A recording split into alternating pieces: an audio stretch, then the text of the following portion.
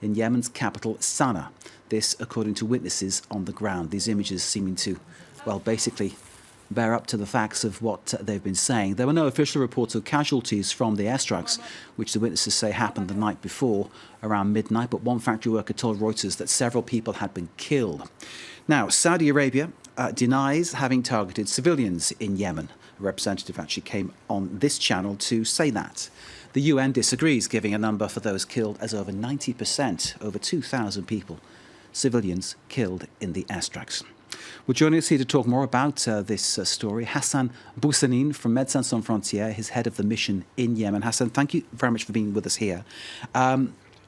Once again, the plight of civilians is brought very much into sharp focus by what we've just seen or what we've just heard. In your view, is the Saudi coalition targeting civilians? I mean, targeting as such, probably not, but the collateral damages are huge. I mean, the civilians are paying a heavy toll on this war, not only during direct strikes or direct hits or bullet sharpness or whatsoever, but also because of the situation. The state in the north is totally broke. They have no means of purchasing drugs. The inflation on food or essential basic supplies is huge. So really the situation for the whole population is dire.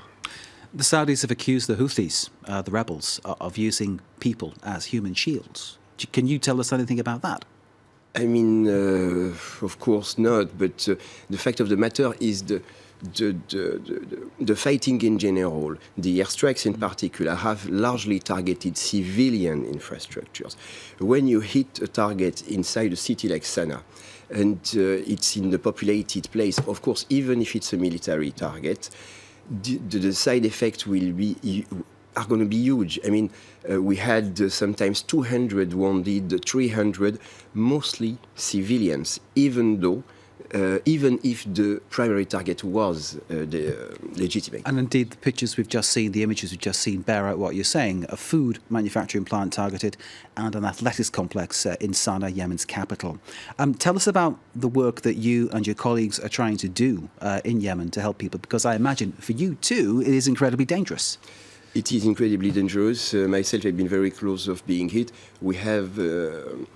We deplored 3 hits directly on our infrastructure, 2 hospitals, 1 mobile clinic, 1 in Taiz, 2 hospitals in the governorate of Saada up north, the Houthi stronghold, which is, I mean, the north of Yemen is really hit by the coalition on daily basis.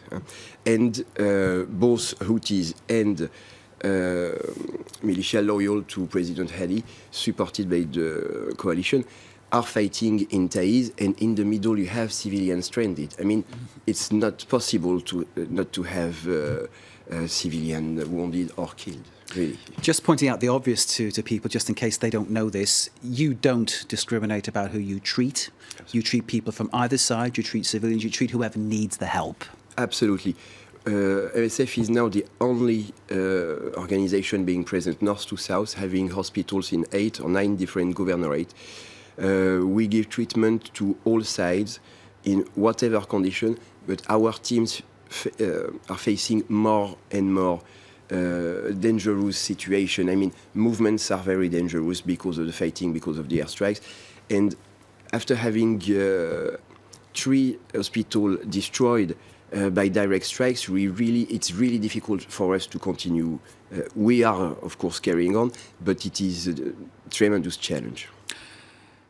Hassan Boucenin, I know you're going back to Yemen. Take care of yourself. Merci. Take care of your colleagues. Take care of the people, obviously, who need help. And thank you very much for joining us here on France 24 and sharing your story with us. Thank you very much indeed. That's Hassan Boucenin of Médecins Sans Frontières, the head of mission in Yemen.